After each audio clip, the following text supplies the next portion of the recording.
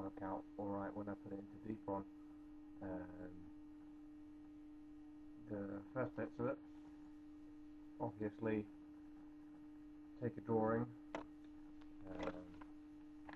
from what I took off of a picture and drew from off of there, and then put it all together later on in paper form. What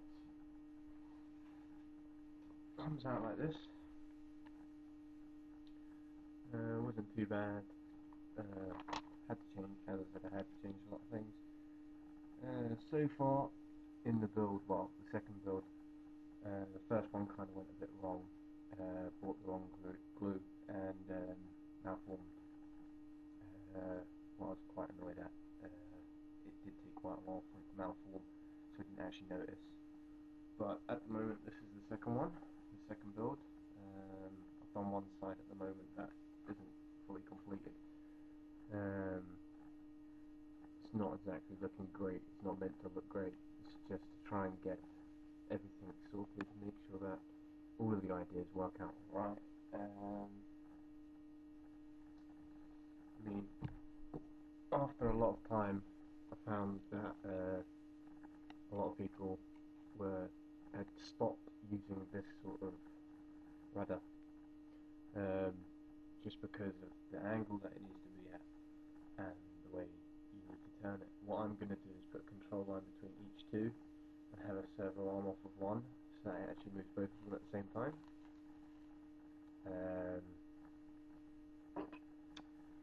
And obviously, at the moment, what's holding these on is tape.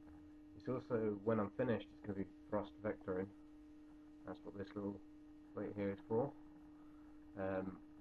With the follow-up of my design, I didn't actually put it in,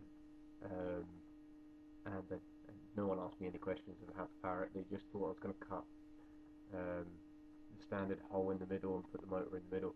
I don't want the motor in the middle just because I had a big read up on designs, and a lot of people were saying that when they were landing the plane, the prop would get stuck in the middle and would snap the plane in half. Ones at the back I still didn't like, but it was a lot more safer. It was more breaking props instead of breaking the plane in half. I prefer to have a sturdy base, a bit of weight at the back, and then put more weight to the front. This is roughly about half the size. I'm just testing the airfoil, just making sure it's okay before I go into spending a lot of money on gyros and mixers and big batteries. At the moment it's looking absolutely ridiculous, looking really crappy. But as I say, this is just a template. Well, I can say it's a template of what I've got so far. If there's any hints and tips, I mean, if you look at the video before of the mig-37, well, the pictures that then change into my design of it myself, then please just leave a comment on it. Tell me what you think of it. And really, that's all I can say for the moment. I'm trying to get it done through Christmas, and by that time I should have that one complete. I'm not going to paint it. Most off, I'm just trying to get the actual airfoil designed properly, so that then I can move on to bigger fish and actually start building the proper one. Start recording some videos, do some testing, and then once I've got to that stage, I'll see what people think of it. Well, thank you for watching. It's a very short video, I know, not a lot to say. The F-16 has been coming on quite well. This is just a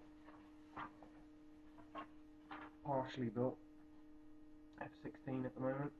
Not a lot done to it since the last time I took a video of it.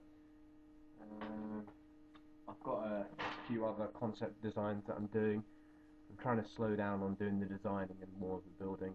I mean, it's a lot more colder out, so I can't exactly take out any of the planes. After a while, we'll get to the point of where I'm taking pictures of them flying, hopefully. At the moment, it's a bit rough, but yep, kind of annoyed the girlfriend with the selection I've got. Running out of space. You know, as you do, girlfriend doesn't like it. Not had a lot of time due to work on finishing anything. But that one's coming on quite nicely. I'm going to carry on for another couple of more hours and go cook dinner. So, right. Well, thank you for watching. I know I was pretty boring.